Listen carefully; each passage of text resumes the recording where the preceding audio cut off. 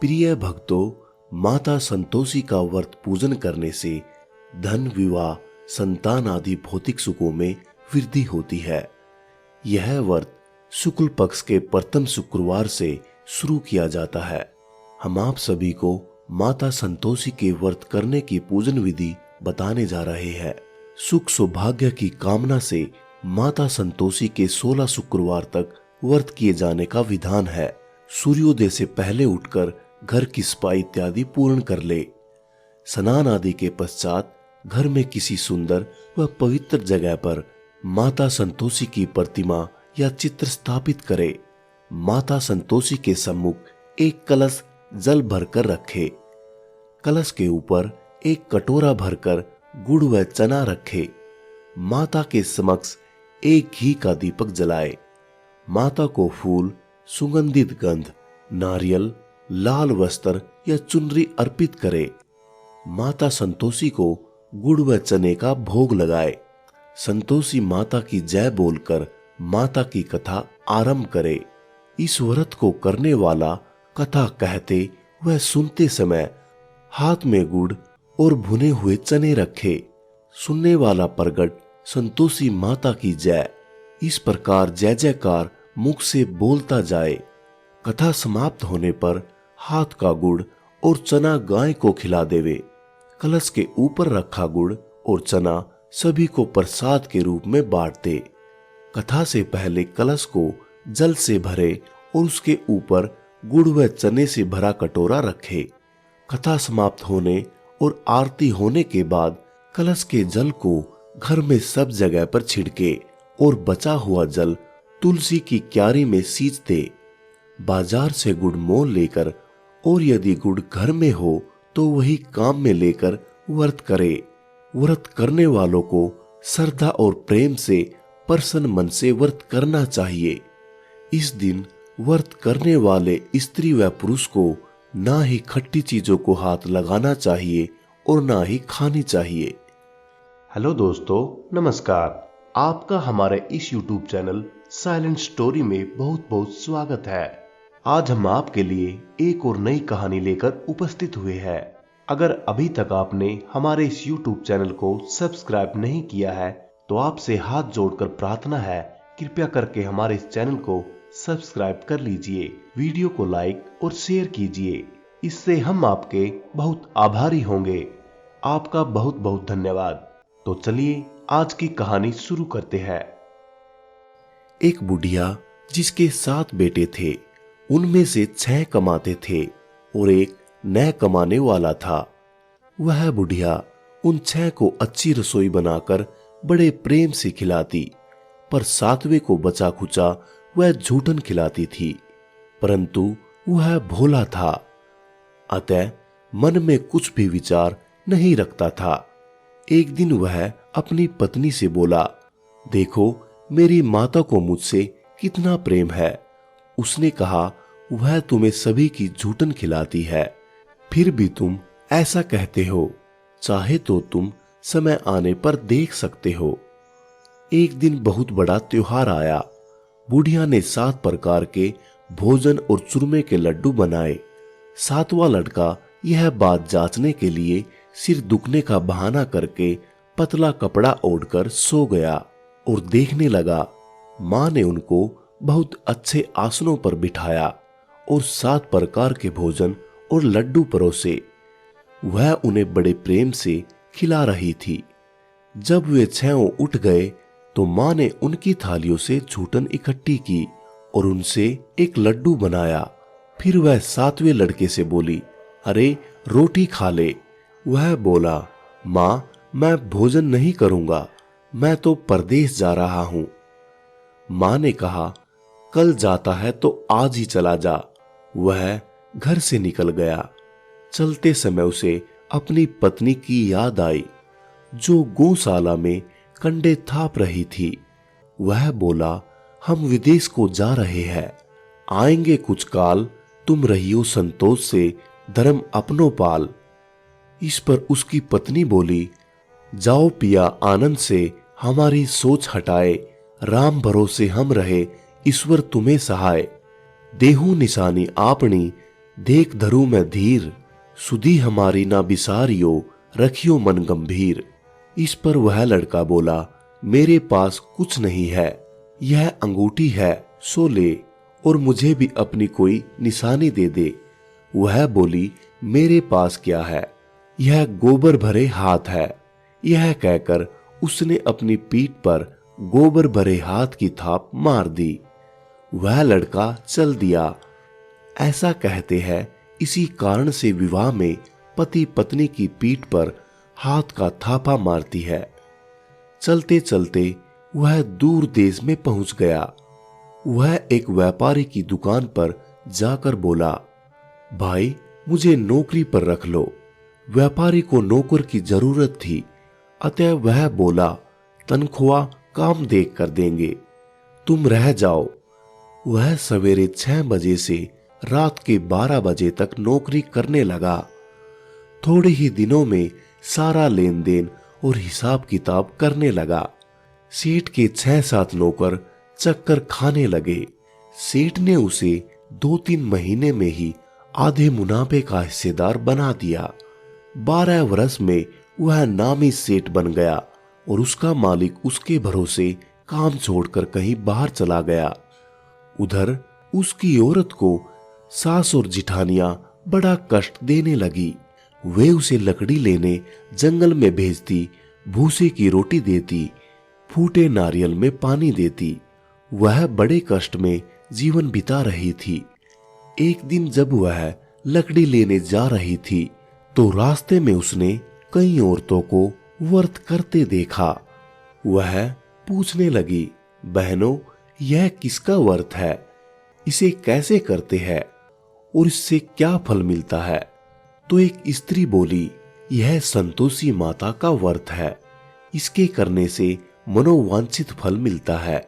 इससे गरीबी, मन की चिंताएं, राज के मुकदमे, कलह रोग नष्ट होते हैं और संतान, सुख, धन व प्रशंसा, मन पसंद वर मिले, वह बाहर गए हुए पति के दर्शन होते हैं।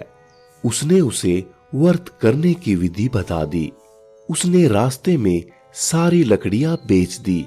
वह गुड़ और चना ले लिया। उसने व्रत करने की तैयारी की। उसने सामने एक मंदिर देखा तो पूछने लगी, यह मंदिर किसका है?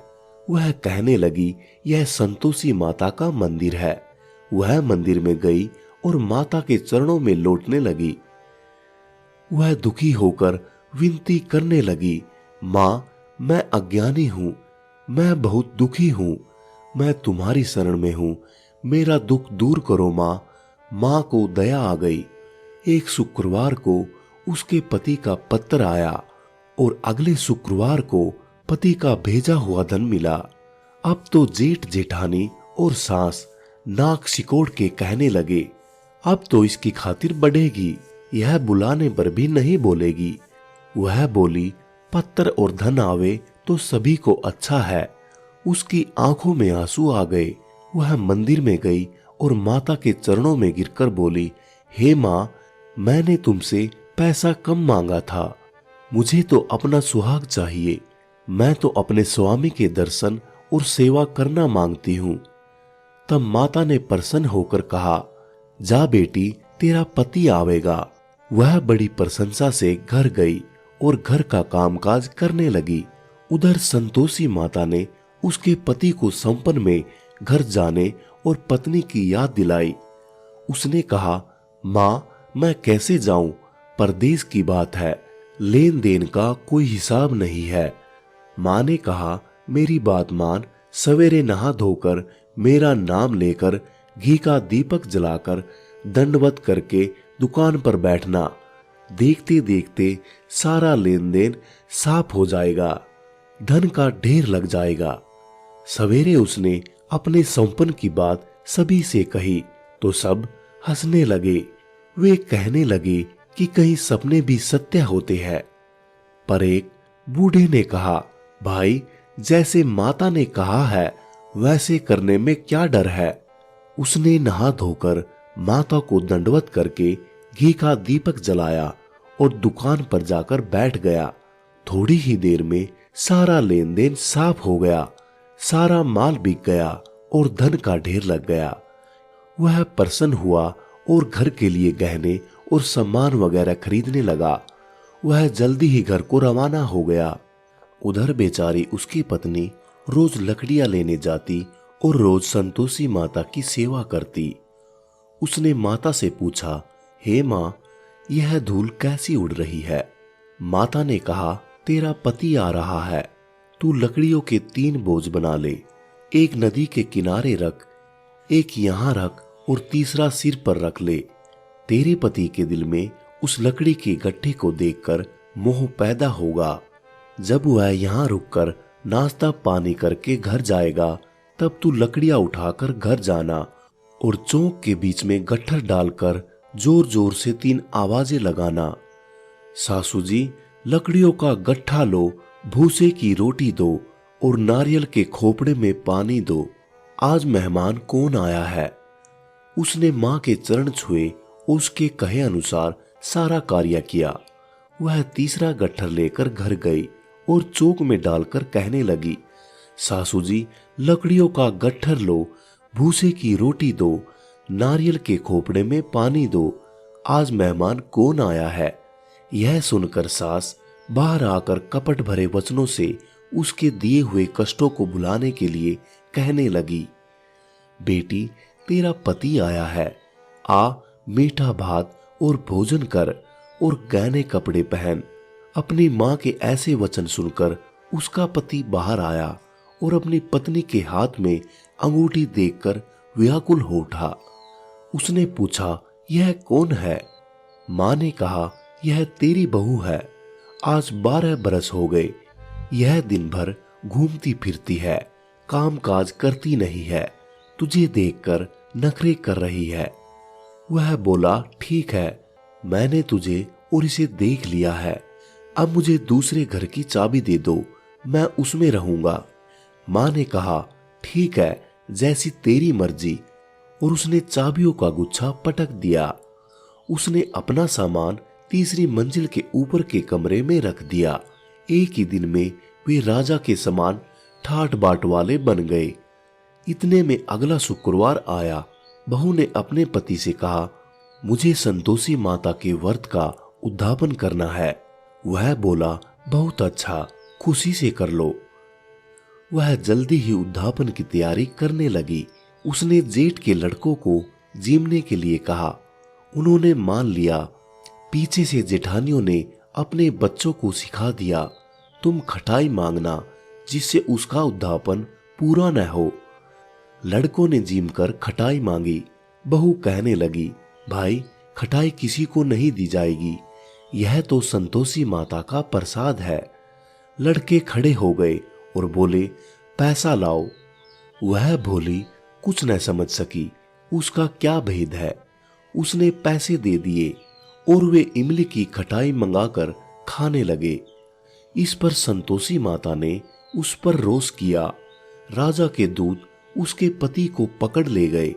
वह बेचारी बहुत दुखी हुई और रोती हुई माता के मंदिर में गई और उनके चरणों में गिरकर कहने लगी, हे माता, यह क्या किया? हंसाकर अब तू मुझे क्यों रुलाने लगी? माता बोली, पुत्री, मुझे दुख है कि तुमने अभिमान करके मेरा व्रत तोड़ा है और इतनी जल्दी सब बातें भुला दी। वह कहने लगी, माता, मेरा कोई अपराध नहीं है, मुझे तो लड़कों ने भूल में दल दिया, मैंने भूल से ही उन्हें पैसे दे दिए। माँ, मुझे क्षमा करो, मैं दोबारा तुम्हारा उद्यापन करूंगी। माता बोली, जा जा, तेरा पति रास्ते में आता हुआ ही मिलेगा। उसे रास्ते में उसका पति मिला। उसके पूछने पर उसने कहा, राजा ने मुझे बुलाया था, मैं उनसे मिलने गया था। वे फिर घर चले गए। कुछ ही दिन बाद फिर से शुक्रवार आया। वह दोबारा पति की आज्ञा से उद्यापन करने लगी। उसने फिर से जेठ के लड़कों को बुला दिया। जेठानियों ने बच्चों को फिर से वही बात सिखा दी। लड़के भोजन की बात पर फिर खटाई मांगने लगे। उसने कहा, खटाई नहीं मिलेगी, आना हो तो आओ। यह कहकर वह ब्राह्मणों के लड़कों को लाकर भोजन कराने लगी। यथाशक्ति उसने उन्हें दक्षिणा दी। संतोषी माता उस पर बहुत प्रसन्न हुई। माता की कृपा से 9वें मास में उसके एक चंद्रमा के समान सुंदर पुत्र हुआ। अपने पुत्र को लेकर वह रोजाना मंदिर जाने लगी। एक दिन संतोषी माता ने सोचा कि वह रोज यहाँ आती है, आज मैं उसके घर चलूं, उसका सासरा देखूं। यह सोचकर उसने एक भयानक रूप बनाया। गुड़ व चने से सना मुख, ऊपर को सूंड के समान होठ, जिन पर मक्खियां भिनभिना रही थी। इसी सूरत में माता उसके घर गई। दहलीज में पांव रखते ही उसकी सास बोली, देखो कोई डाकिन आ रही है, इसे भगाओ नहीं तो किसी को खा जाएगी। लड़के भागकर खिड़की बंद करने लगे। 7वें लड़के की बहू खिड़की से देख रही थी। वह वहीं से चिल्लाने लगी, आज मेरी माता मेरी ही घर आई है। यह कहकर उसने बच्चे को दूध पीने से हटाया। इतने में सास बोली, पगली किसी देखकर उतावली हुई है, बच्चे को पटक दिया है। इतने में संतोषी माता के प्रताप से वहां लड़के ही लड़के नजर आने लगे। बहू बोली, सासू जी, मैं जिसका व्रत करती हूं यह वो ही संतोषी माता है। यह कहकर उसने सारी खिड़कियां खोल दी। सबने संतोषी माता के चरण पकड़ लिए और विनती कर कहने लगे, हे माता, हम मूर्ख हैं, अज्ञानी है, तुम्हारे व्रत की विधि हम नहीं जानती। तुम्हारा व्रत भंग कर हमने बहुत बड़ा अपराध किया है। हे जगत माता, हे जगत जननी, आप हमारा अपराध क्षमा करो। इस पर माता उन पर प्रसन्न हुई। बहू को जैसा फल दिया वैसा माता सबको दे। जय मां संतोषी। दोस्तों, अगर आप हमारे इस चैनल पर नए हैं तो प्लीज चैनल को सब्सक्राइब करना न भूलें। वीडियो को लाइक करें और अपने दोस्तों के साथ शेयर करें।